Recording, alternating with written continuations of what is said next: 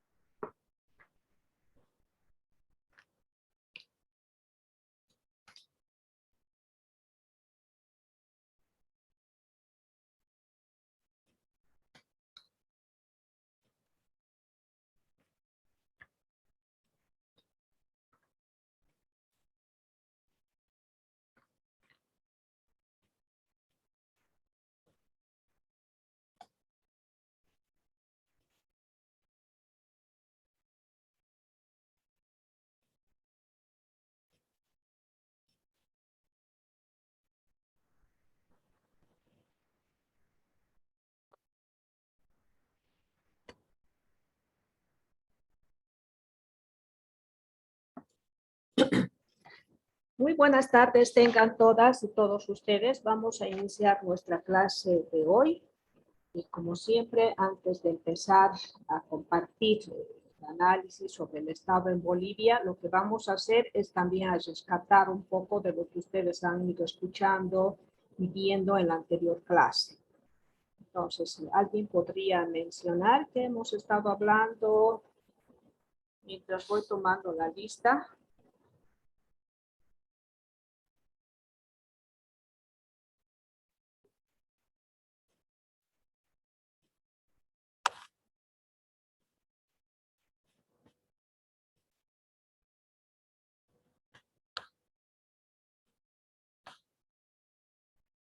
A ver, Raquel. Hemos iniciado un nuevo tema en la anterior semana o el día anterior y lo que hemos estado viendo es justamente las consideraciones previas al estado en Bolivia. ¿Qué hemos estado hablando? Licenciada, buenas tardes. Buenas La tardes. anterior clase había expuesto un grupo, neoliberalismo, política social y trabajo social. Y también se está hablando del Estado en Bolivia. Y dentro de ahí había participación de los compañeros acerca de la derecha y de la izquierda, que cada cual opinaba. ¿Qué Solís no recuerda? ¿Qué podrías tú rescatar, Michelle?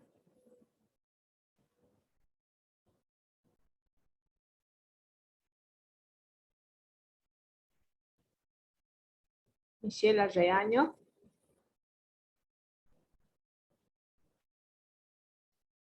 Sí, Lisa, buenas tardes. Buenas tardes.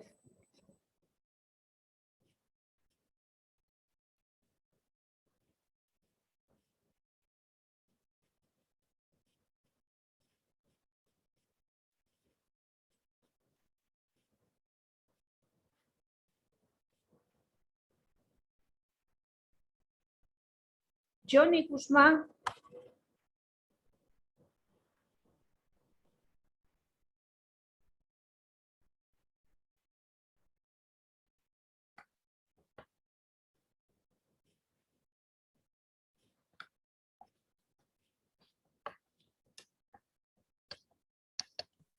Buenas tardes, licenciada. ¿Está llamando lista? Perdón. No, lo que estoy tratando es de que me digan qué hemos estado viendo en la anterior clase. Quiero iniciar con eso.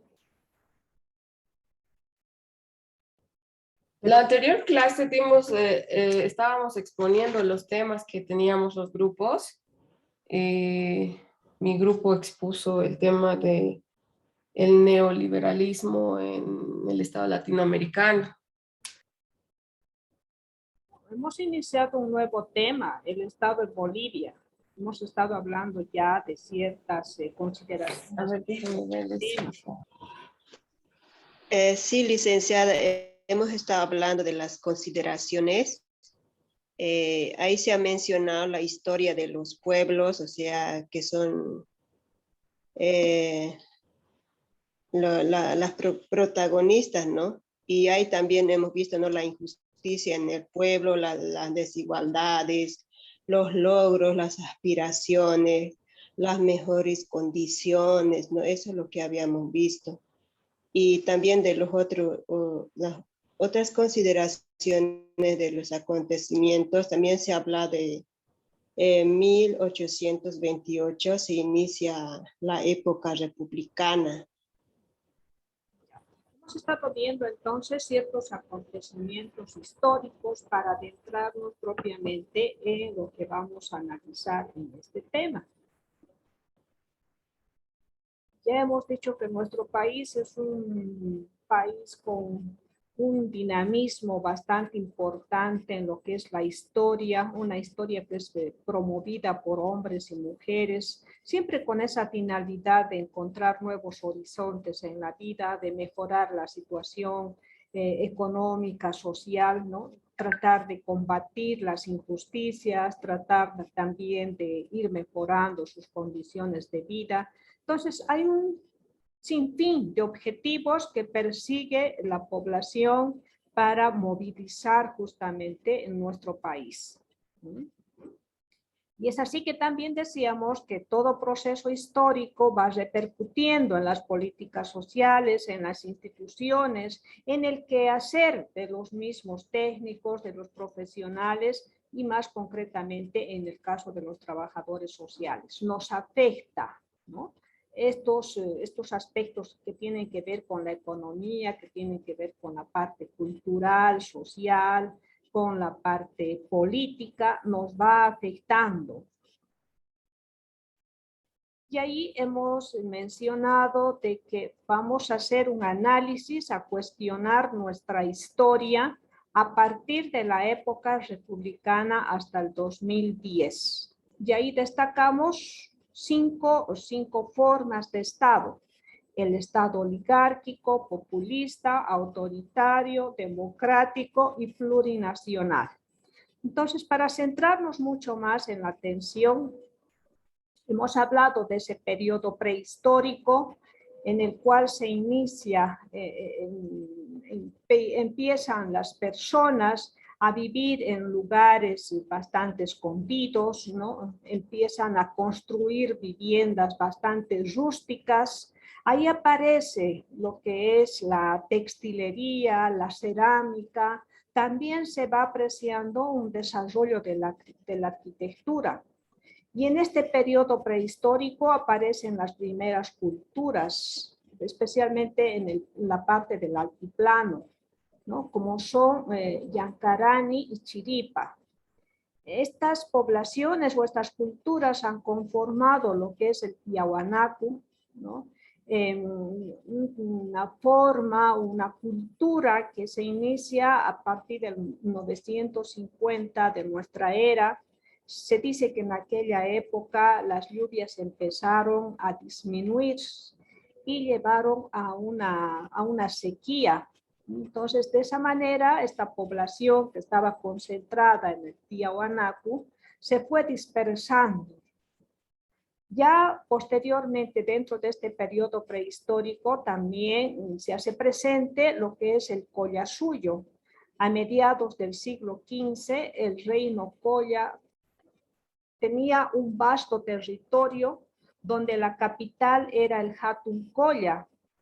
El representante máximo de este Hatun Colla era el Inca Viracocha, que fue quien fue, en este caso, incursionando, fue liderizando al grupo.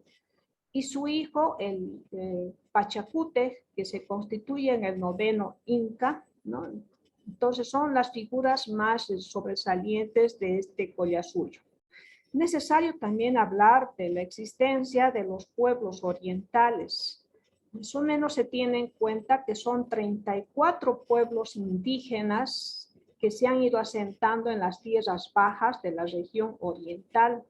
Ahí tenemos, por ejemplo, a los chiquitanos, tenemos también a los guaraníes, a los mojeños, y ahí en algún momento también una de sus compañeras nos fue hablando de otros grupos que se han ido conformando en esa parte. Por ejemplo, los ayoreos, también los chimanes, ¿no? Los yuracarés. Entonces, son poblaciones que han ido apostándose en la parte oriental de nuestro país. Otro momento bastante importante en nuestro país es el periodo colonial. Una colonia que fue transformando, que fue destrozando prácticamente la cultura originaria, se fueron estructurando nuevos espacios económicos, nuevas actividades donde los indígenas fueron sometidos a una esclavitud y a una miseria bastante profunda. Este periodo colonial ha sido bastante extenso, ¿no? Esto ha dado lugar a que después, en otro momento, Bolivia tenga también un espacio como la conquista, hoy denominada Bolivia. Esto fue producto de esa conquista que los españoles llamaron a Bolivia la Nueva Toledo. A partir de la conquista surgen en nuestro país una serie de movimientos sociales, una serie de insurrecciones, hay una serie de sublevaciones que se van protagonizando en el país a partir de 1809 a 1825. En este periodo se enfrentaron especialmente los denominados patriotas bolivianos originarios de acá contra los realistas españoles.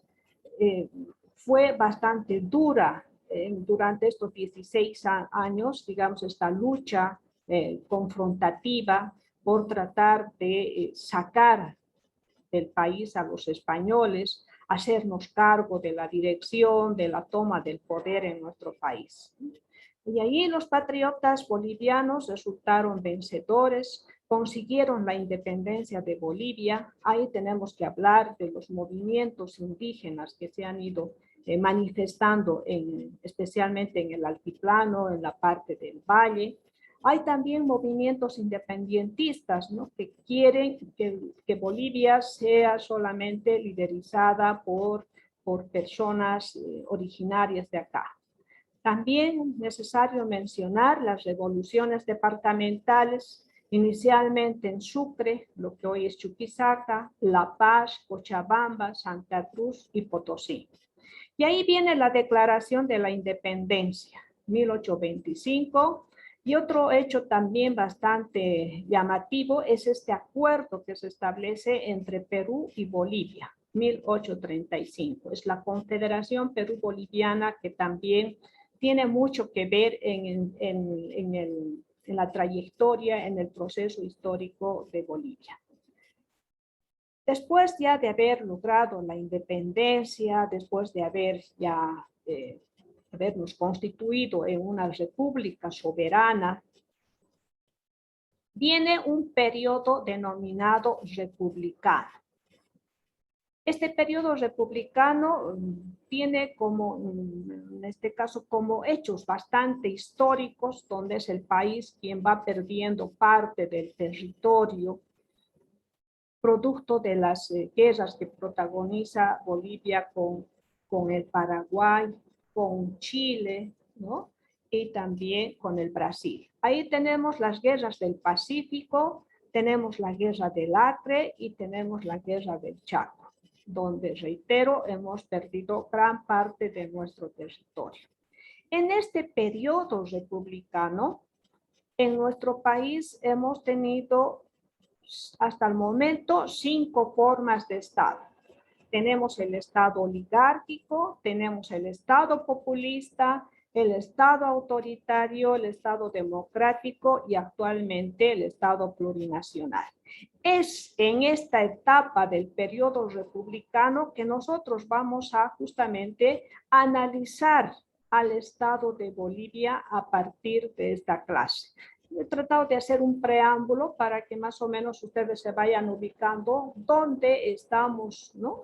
Qué parte vamos a analizar, qué parte vamos a cuestionar de nuestra historia. Es en este periodo republicano con estas cinco formas de Estado.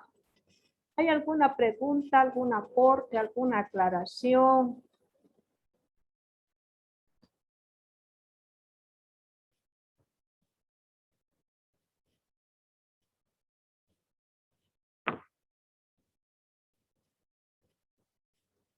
Bueno, inicialmente para hablar del Estado oligárquico en nuestro país, vamos a ir viendo las repercusiones en América Latina.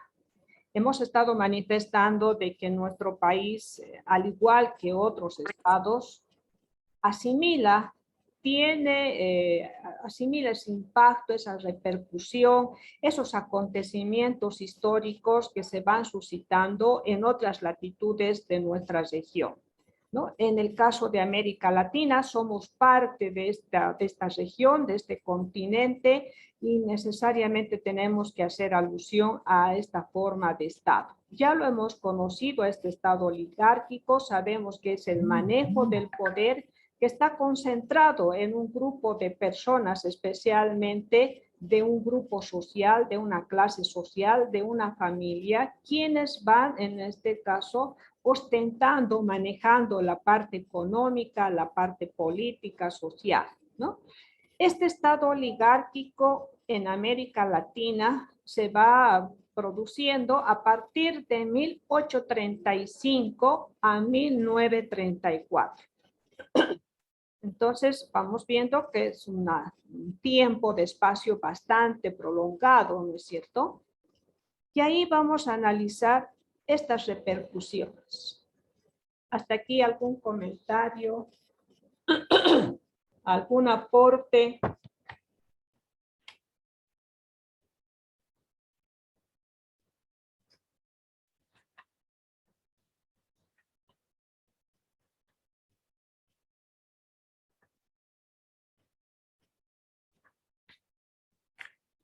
En 1825, la América colonial en América Latina fue desapareciendo lentamente y se fue construyendo un nuevo moderno Estado-nación. ¿A qué hemos dicho que se llama Estado-nación? ¿Quién me podría apoyar en esto? ¿Qué contempla? ¿Qué características tiene esta denominación de Estado-nación?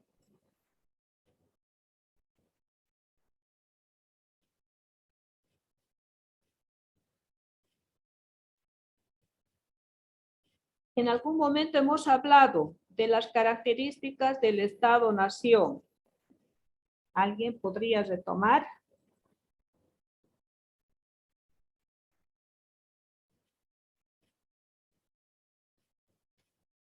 Listen, hablamos un poco, creo que cuando estábamos hablando de gobierno, cuando dijimos que era como que un grupo o un pueblo o un conjunto de personas querían compartir lo que era la gran llamada nacionalidad y tenían o querían formar parte de esa nacionalidad. ¿Ya?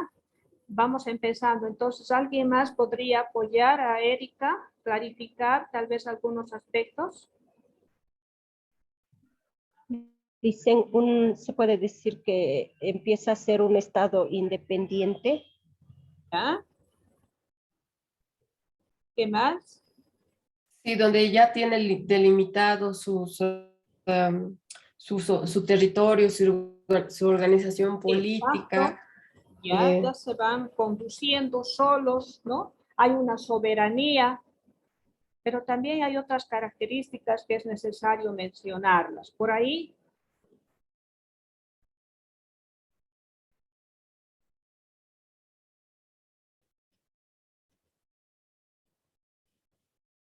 Daniela Chacata.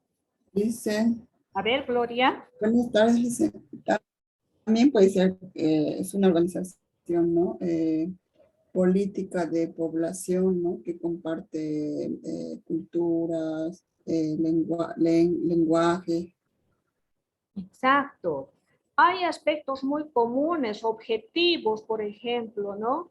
También el idioma que se va hablando, los intereses que persigue, ¿no? Son características que nos dicen de que se constituiría en una nación. Se ha pensado mucho en que Ecuador, Perú, Bolivia deberían conformar un Estado-nación. Tienen una historia común, hablan el mismo lenguaje, castellano, quechua, tienen más o menos los mismos objetivos, ¿no? Persiguen algo, han pasado por un proceso histórico bastante también común. Entonces ahí se va tratando de familiarizar el tema del término de Estado-nación, juntamente con esas características que ustedes han mencionado, esa conducción, esa autonomía, esa soberanía, ¿no? El hecho de que la población participe con una identidad, de sentirse tal vez orgullosos de ser bolivianos en el caso nuestro, en el caso tal vez de ser latinoamericanos, ¿no? También una identidad que se va colectivizando. Entonces, esos son los atributos, las características más o menos de ese Estado-nación que se fue conformando después ya de la independencia de América Latina. Necesario rescatar lo que plantea Óscar Oslak, por ejemplo, cuando dice que el Estado latinoamericano se ha ido caracterizando por ciertos atributos. Uno, dice, por esa capacidad del Estado para externalizar su poder. ¿Qué significa esto? Significa de que el Estado hace prevalecer a otras naciones, a otros estados, ¿no? Es reconocido por los demás estados como un país soberano, como un estado independiente que tiene esa capacidad de tomar sus propias decisiones, de conducirse por sí mismo. Es una de las características de la cual Óscar Oslak nos va hablando, pero también se manifiesta de que este estado latinoamericano también tiene el atributo de ir manifestando un control interno, un control que va hacia la población misma. Es el ejercicio del poder. Hemos hablado del poder, sabemos que es un elemento que no se puede apreciar, sin embargo, a través de las normativas, a través de las imposiciones, de las coacciones del gobierno, va manifestando una forma de ir ordenando, de ir controlando las actitudes de la población. Entonces, ejercita el Estado ese poder, teniendo bajo su dominio a la población. Otra de las características. Otra sería la de institucionalizar su autoridad, que tiene mucho que ver con el anterior. Luego también internalizar una identidad colectiva, es decir, ese orgullo que uno debiera tener al ser parte de un determinado estado. En el caso de Bolivia, sentirnos orgullosos de ser bolivianos, bolivianas. Estas son las 4 características que rescata Óscar Oslak para caracterizar al Estado latinoamericano. Sin embargo, en la mayor parte de los países latinoamericanos, este proceso, estas características de las que nos habla Óscar Oslak, no se han logrado efectivizar, excepto el primero, dice él. Es decir, ser reconocidos por los demás países, por los demás estados, como un estado soberano, ¿no?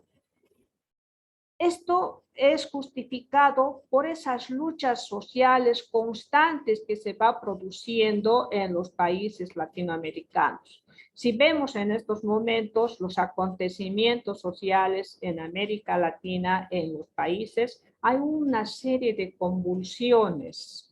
Unos por tratar de tener mejores condiciones de vida, por reclamar justicia, por tratar de evitar la imposición del gobierno. No, son luchas continuas que se van produciendo.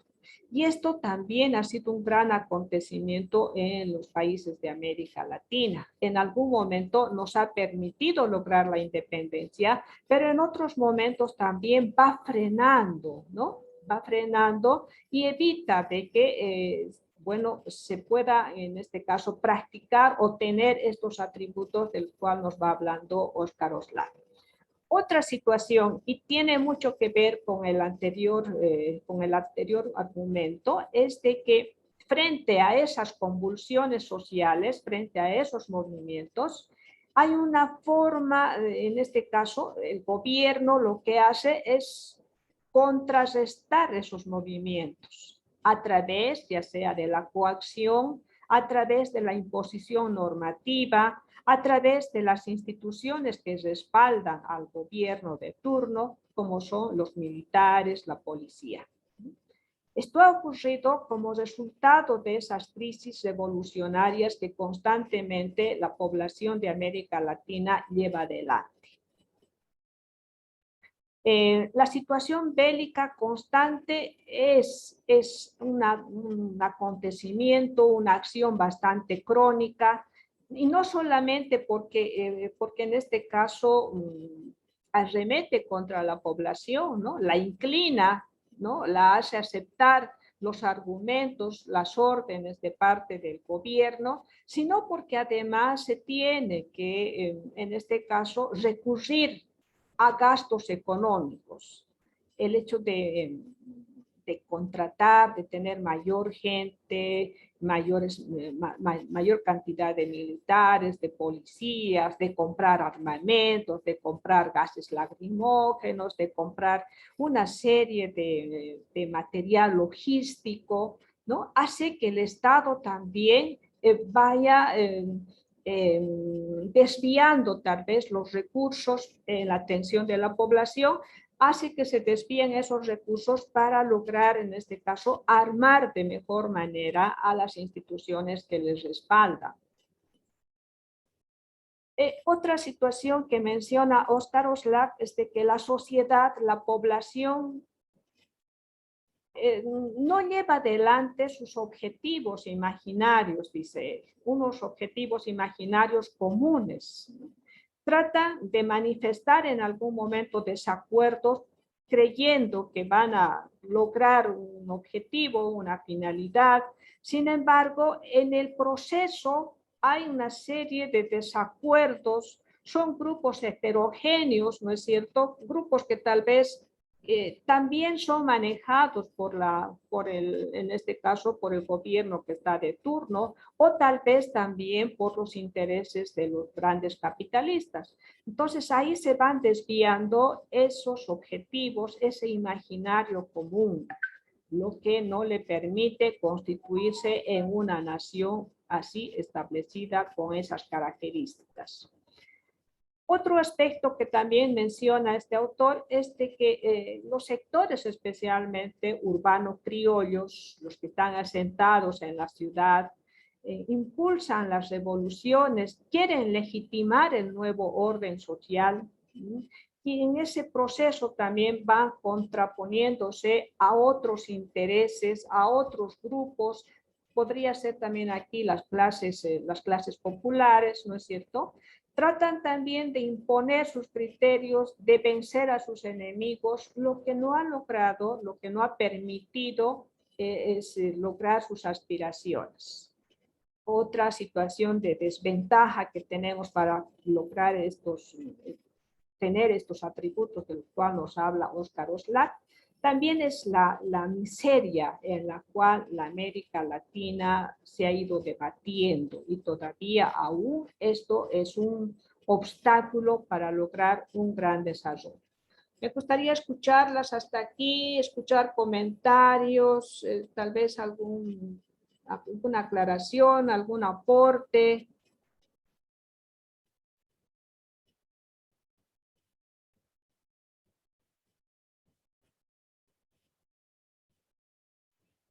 ¿Hay algo por ahí?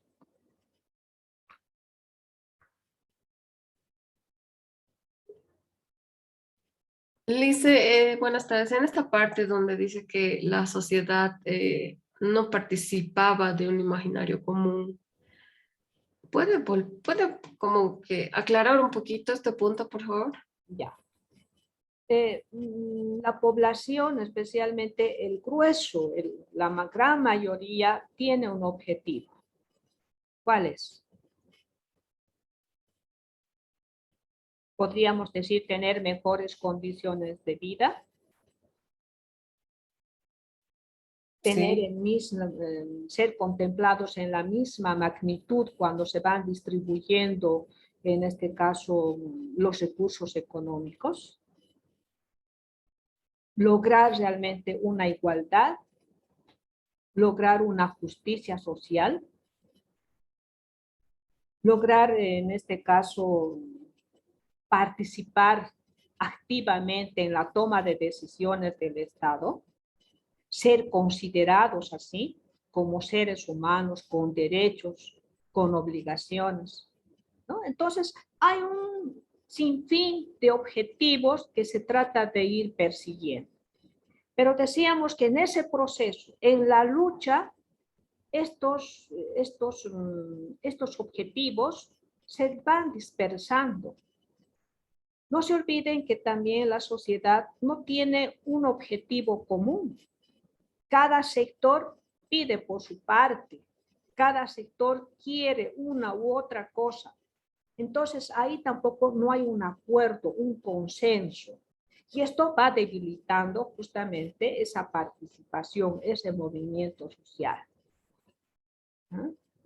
La gran mayoría de la población estamos concentrados y tenemos esas características de no ser considerados en la participación, de no tener los mismos beneficios que tienen las grandes élites, ¿no? Hay una injusticia social. Somos más. Podríamos en algún momento tomar ese poder y llevar adelante otras consignas. Pero en el proceso es que se van desviando, se tergiversan esos objetivos. Hay una pugna constante de otros, ¿no? No hay un acuerdo común. Y es ahí donde se dispersan, donde no se llega a concretizar esos objetivos que se persigue, que se plantea inicialmente. ¿Te logré responder? Sí, licenciada. Sí, Ya. gracias. Listo. ¿Hay alguna persona que quiera preguntar, tal vez argumentar?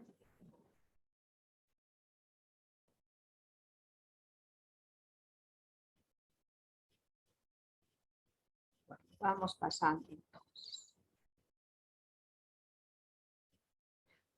Es necesario también mencionar algunos acontecimientos a nivel mundial. Por ejemplo, en 1850 se va produciendo la revolución industrial. Una revolución industrial que ha logrado impactar en la economía, ha logrado impactar en la población, ¿no? Hay cambios mundiales de los cuales no hemos estado ausentes los países latinoamericanos. Bolivia necesariamente ha logrado alterar nuestra situación. Otro acontecimiento histórico que se ha ido suscitando en Estados Unidos es con el descubrimiento del oro en California. Esto ha logrado de que los países de América Latina se han ido constituyendo en lugares donde se debía pasar para llegar hasta California, para lograr traer el oro, tratar de traer a una otra parte, comercializar, ¿no?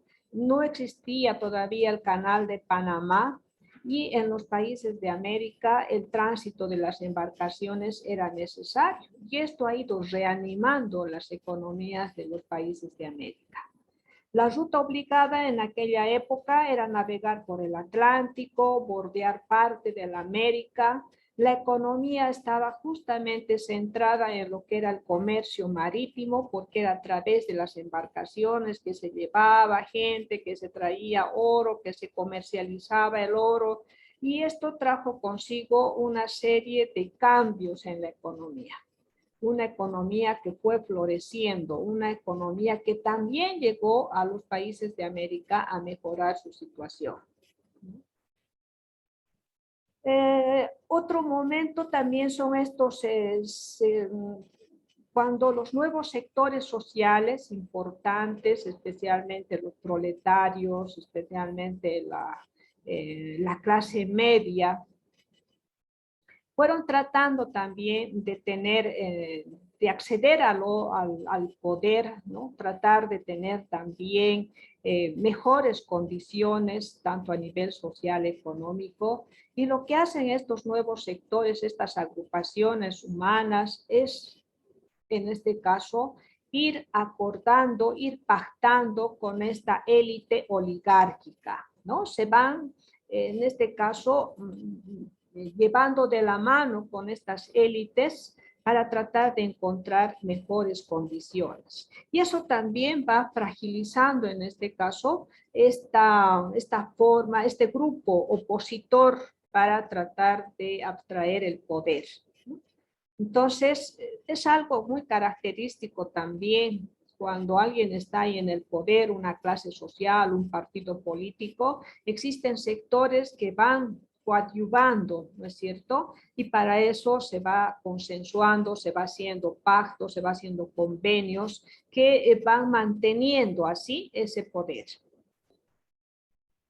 Hemos visto que también las sociedades oligárquicas son manejadas por una determinada clase social. Estas sociedades oligárquicas han sido adaptadas de acuerdo a la visión, de acuerdo al pensamiento, de acuerdo a la práctica que en otros países se iba realizando, ¿no? Estas sociedades oligárquicas centran mucho más su atención en el mercado externo. Aquí se habla ya de una apertura de la economía, ¿no? De un salir, de un ingresar, en este caso, mercaderías, productos. Esto va también modificando esta relación de dependencia de los países latinoamericanos con estas grandes metrópolis, con estos grandes consorcios que están ubicados especialmente en Europa, en Estados Unidos, quienes además se van apropiando mucho más del valor, en este caso del valor real, ¿no? Nos traen acá a Bolivia, a América Latina, cosas que a veces ellos han desechado, ¿no? Y nosotros aquí pagamos, pese a las dificultades que tenemos, pagamos esto, pero este dinero tampoco se queda en el país, sino más bien es llevado a otros países. Quienes se van beneficiando son estas personas, estos grupos capitalistas. Entonces ahí dentro de este estado oligárquico lo que también se hace es ver de que esta estructura económica social se va adaptando a ese condicionamiento externo, especialmente a ese mercado externo. Las clases beneficiarias, las clases sociales beneficiarias en este caso, logran sus objetivos, ¿no? Y de esa manera tienen que imponer un orden, tienen que llevar adelante una forma de presiones hacia la población, van manteniendo un poder, ¿no? Ya sea a través de la institucionalización de la autoridad, o sea, de ser reconocidos por la misma población, abren ahí la posibilidad de elegir, por ejemplo, autoridades. Es una forma de institucionalizar la autoridad, de ser reconocidos, aceptados por la población. Una vez que están ahí en el poder, una vez que han sido elegidos, ya, bueno, viene esa forma de imposición. Puede ser a través de las instituciones policiales, militares, así van estableciendo un régimen autoritario, un régimen impositivo, oligárquico y vertical. ¿Alguna pregunta, algo que aclarar, algo que comentar?